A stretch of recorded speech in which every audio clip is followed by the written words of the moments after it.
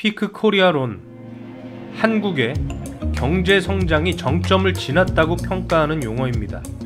일본의 경제지 머니원이 보도한 한국은 끝났다라는 제목의 기사에서 유래한 용어입니다. 한국의 경제 성장률이 정점을 찍었고 앞으론 내려갈 수밖에 없다는 뜻을 담고 있다고 합니다.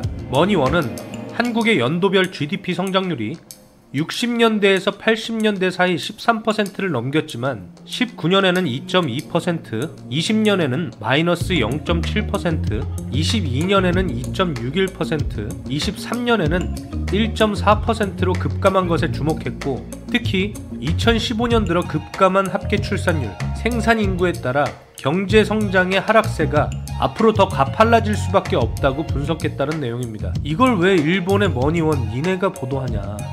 기분은 상당히 나쁘지만 감정을 제거하고 보면 합리적인 추론이라고 생각이 듭니다. 자, 한국의 23년 합계 출산율을 봐볼까요? 23년 합계 출산율은 0.72명, 23년 4분기에는 합계 출산율 0.65를 기록했습니다. 24년 올해에는 이보다 더 하락한 0.6명으로 추산된다고 합니다. 이게 전세계 연령별 인구 분포고요. 이게 한국의 연령별 인구 분포인데요. 인구 피라미드의 변화를 비교하면 한국은 현재에도 완벽한 역삼각형으로 고령 인구가 이렇게 증가하는데 2070년에는 거의 생산 연령 소멸에 노인들만 가득한 세상이 되겠죠. 전 세계 인구 피라미드처럼 신생아 수가 적절히 증가하고 고령 인구가 축소되는 형태가 정상적이고 건강한 사회라고 볼 수 있겠죠. 생산 인구도 증가하고요. 이 정도면 국가 존폐 위기가 아닐까 싶습니다. 자, 그럼 옆나라 일본은 어떨까요? 얼마 전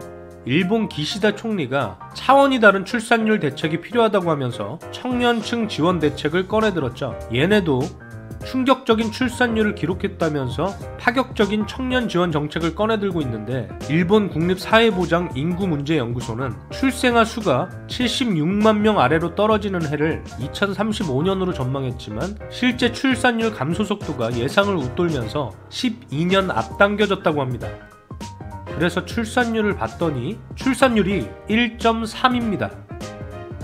이게 충격적이네요. 1.3이면 한국의 거의 배수인데 1.3이 충격적이라고 파격 정책을 내놓는다는 게 충격적입니다. 참고로 한국은 17년부터 급격히 떨어지다가 23년에는 역대 최저로 신생아 수 23만 명입니다. 일본도 역대 최저로 75만 명이라고 합니다. 기시다 총리가 얘기한 파격적인 정책이 뭔가 봤더니 일본이 출산율 감소를 막기 위해 2026년부터 국민 1인당 월 500엔 수준의 세금을 징수한다는 계획입니다. 한화로 약 4,500원 정도의 무자녀세를 걷어서 그 돈으로 다자녀 가구 대학 등록금 무료로 지원하고 아동수당을 확대하고 남성 육아휴직 수당을 인상한다는 것이죠. 이거 파격적인데요. 이 정책을 시행하려면 2028년까지 매년 3조 6천억엔, 한화로 약 32조 원의 재원이 필요한데, 이 가운데 일부를 조달하기 위해서 저출산세를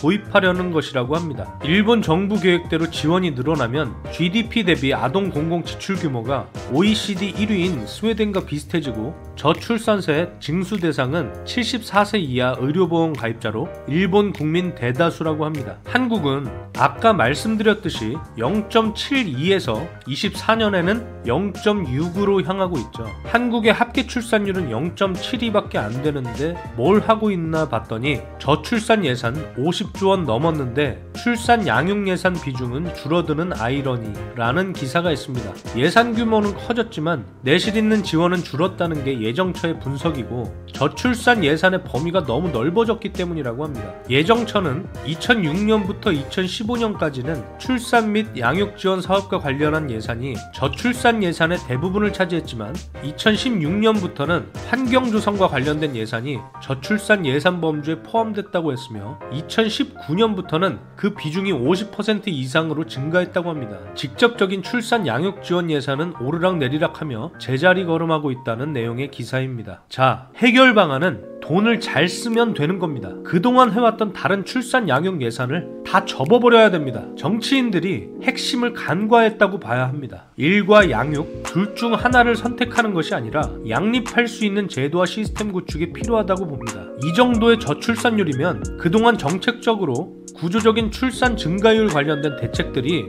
쓸모 없었다고 봐야 합니다. 이제 인정을 해야 되는 겁니다. 급진적으로 낮아진 출산율, 이걸 커버하려면 급진적이고 혁신적인 정책으로 전환시켜야 한국의 잠재 성장률이 상승할 겁니다. 출산 양육 예산을 증가시키는 것은 정부에서 잘한 것이라고 생각이 들지만 그 돈을 가공해서 뭘 해주지 말고 애 낳는 가정에 직접적으로 현금으로 지급하면 됩니다. 출산 방해 요인을 다 취합하면 결국 문제는 돈과 시간입니다.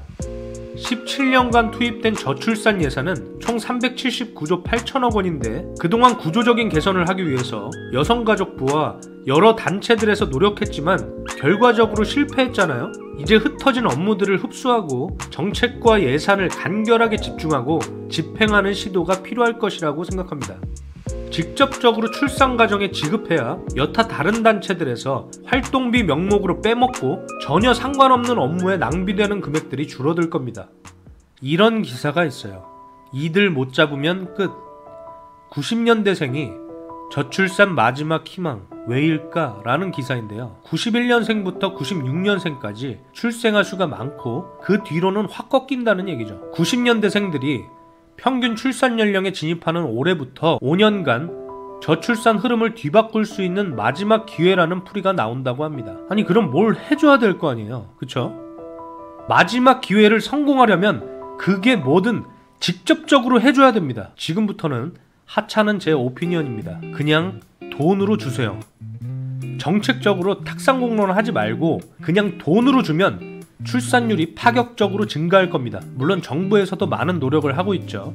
24년에 많이 개선돼서 출산 혜택으로 부모 수당이 지급되는데요. 만 0세 아동이 월 100만원씩 지원되고 만 1세 아동이 월 50만원씩 지원됩니다. 근데 이걸로 뭔 애를 낳아서 키우겠습니까? 이 금액을 그냥 혁신적으로 올려버리면 어떨까요? 다른 거 하지 말고 월 3,400씩 2-3년 동안 주고 지금까지 했던 모든 출산 양육 대책을 최소화하고 현금 지원을 하는 게 맞다고 생각합니다. 애는 또 낳는 가정에서 계속 낳죠. 근데 요즘 아이를 낳는 집은 대부분 한 명을 낳아요. 이런 가정에서 한 명, 두 명 더 낳을 수 있도록 유인하는 정책이 필요합니다. 예를 들면 출산 수당으로 첫째 2천만원, 둘째 3천만원, 셋째 4천만원 이런 식으로 파격적으로 주는 겁니다. 그러다 보면 안 낳을 생각이던 사람들도 생각이 바뀔 수 있어요. 당장 지급하는 게 저는 더 중요하다고 생각합니다. 쌍둥이, 다둥이도 동일하게 지급하는 거죠. 저는 그렇게 생각을 합니다. 이렇게 하면 예산은 어떡할 거냐? 세금을 다 출산 정책에 쓸 거냐?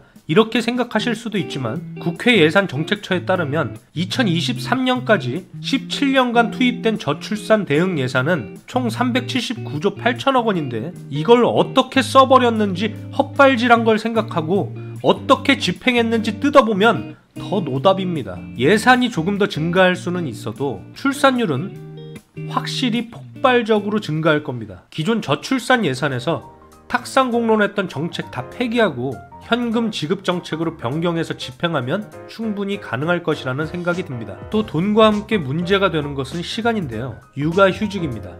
돈 문제와도 연관이 있습니다. 먼저 일반 육아휴직 급여는 1년 동안 통상임금의 80% 한도 내에서 지급한다고 나와 있는데 상한액이 150만원입니다. 상한액 150만원을 받는데 여기에 자녀 지급금이 있기 때문에 150만원의 75%만 수령하게 되는 것이죠. 그래서 직장을 다닐 때 얼마를 벌었건 150만원을 초과해서 벌었다면 112만 5천원을 수령하고 나머지 37만 5천원씩 12개월분을 복직 후 6개월 뒤에 자녀 지급금으로 지급받게 되어 있습니다. 상한액을 없애고 통상 임금 수준으로 지급하는 게 맞다고 봅니다. 112만 5천원으로 육아가 쉽지 않아 보입니다. 외벌이 남성이 육아휴직을 쓸 경우에는 1인 가구 소득에도 미치지 못하는 금액이죠. 육아휴직 기간도 늘리고 휴직급여 상한액을 늘리거나 통상 임금 수준으로 지급해야 한다고 생각합니다. 그럼 재정적 어려움을 갖고 있는 소기업들은 어떡하느냐? 정부 지원금으로 기업에 지급해야 해결된다고 봅니다. 맞벌이 부부들이 대부분인데 애를 못 낳는 이유는 돈과 함께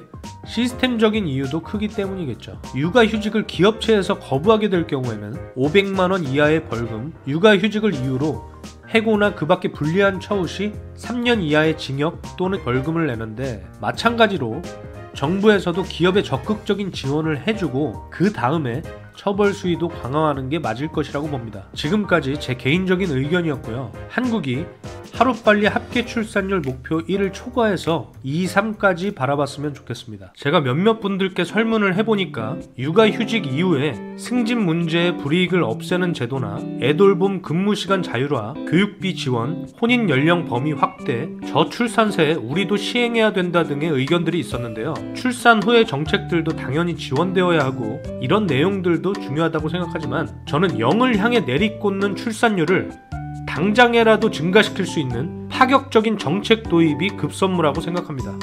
이 밖에도 여러분들은 어떤 파격적인 정책이 필요하다고 생각하시는지 의견도 댓글로 남겨주시면 좋을 것 같습니다. 4월 10일에 총선을 실시하는데 앞으로 나올 정책 관련주들과 출산 정책들 함께 관심있게 지켜보면 좋을 것 같습니다. 이렇게 잠재 성장률이 낮아지는 한국 시장에서도 끊임없이 성장하고 있는 기업들을 스크리닝하고 있습니다. 다음 시간에는 스크리닝한 종목들을 함께 공부하는 시간 가져보도록 하겠습니다. 가시기 전에 구독과 좋아요, 알림 설정 부탁드립니다. 오늘 영상도 시청해주셔서 감사합니다. 다음 시간에 더 유익한 내용으로 찾아뵙겠습니다. 금융시장 초과수익 지휘자 알파 컨덕터였습니다.